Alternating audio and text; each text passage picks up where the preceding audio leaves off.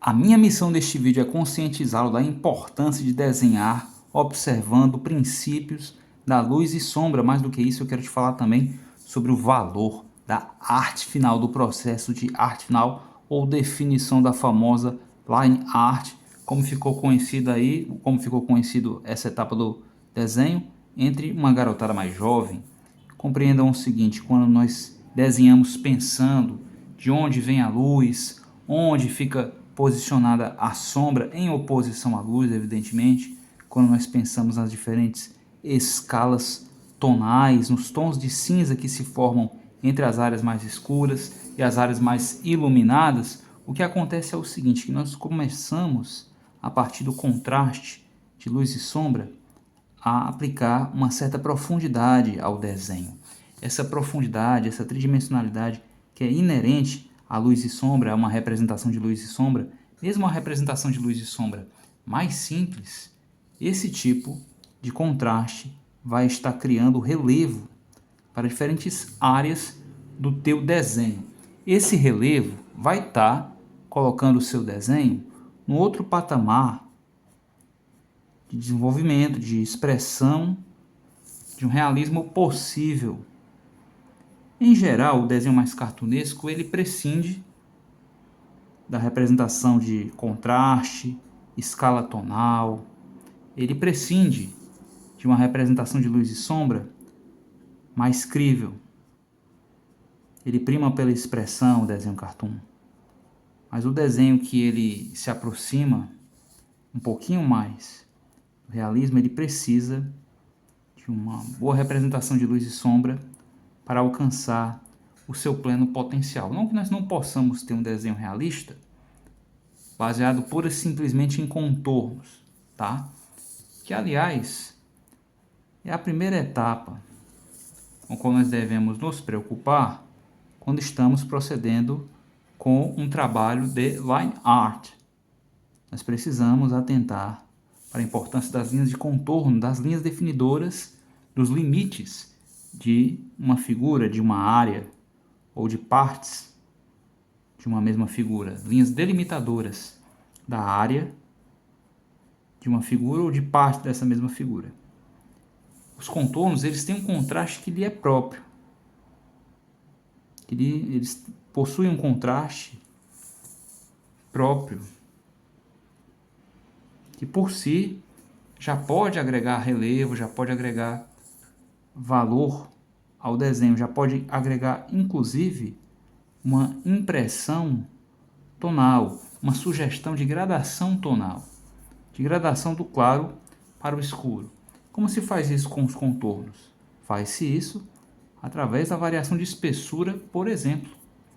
Existem outras possibilidades de trabalhar com os contornos. Compreenda, o trabalho de arte final, o trabalho de line art, ele tem uma importância tal que costuma figurar entre as dicas mais valiosas, a lista de dicas, de princípios técnicos a serem observados, a lista que consta com os princípios mais caros aos desenhistas de histórias em quadrinhos, por exemplo.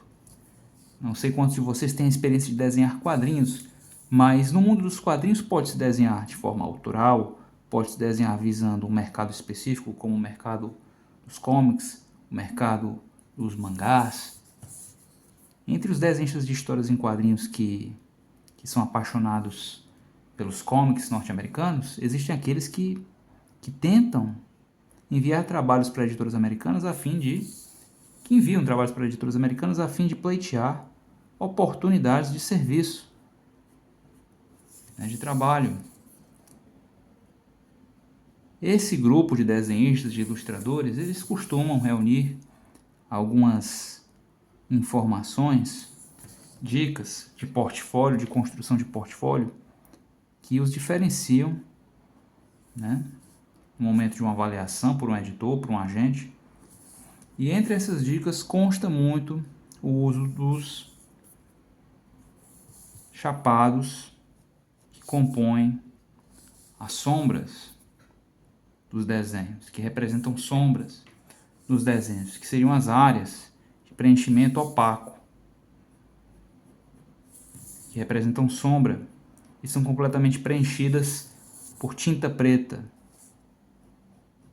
O contraste gerado pelo chapado, quando contrastado, o contraste que ele gera quando comparado com a área completamente branca do desenho, é um contraste, é o tipo de contraste que agrega valor à arte, especialmente no campo dos quadrinhos, especialmente quando a construção de uma página de quadrinho que está prestes a ser avaliada por um editor, tá?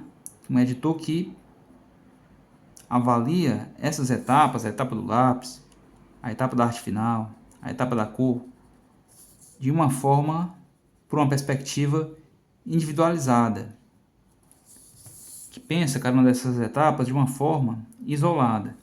Geralmente, no mercado americano de quadrinhos, quem faz o lápis não faz a arte final, quem faz a arte final não faz a cor, e assim sucessivamente, tá? Então, cada artista, cada profissional é incumbido de uma etapa específica de realização do quadrinho, e por isso deve-se fazer um esforço desde o lápis, desde a arte final, para conseguir representar volume, sem uma dependência do uso da cor. A cor acaba entrando muitas vezes como um complemento. Daí a preocupação, daí havia uma preocupação por parte dos desenhistas, por parte dos finalistas, dos arte finalistas, de expressar essa profundidade, essa tridimensionalidade, através desses blocos de tinta preta, através também, evidentemente, das achuras, as muitas possibilidades de uso. As achuras, que são as linhas que representam meio tom. Dito isso, eu suponho que você comece a se conscientizar do valor da importância de uma boa arte final, certo? Espero que sim, minha missão é essa, que neste vídeo é basicamente essa, é chamar a sua atenção para a importância da arte final, do uso de luz e sombra, para criar profundidade, para sugerir tridimensionalidade.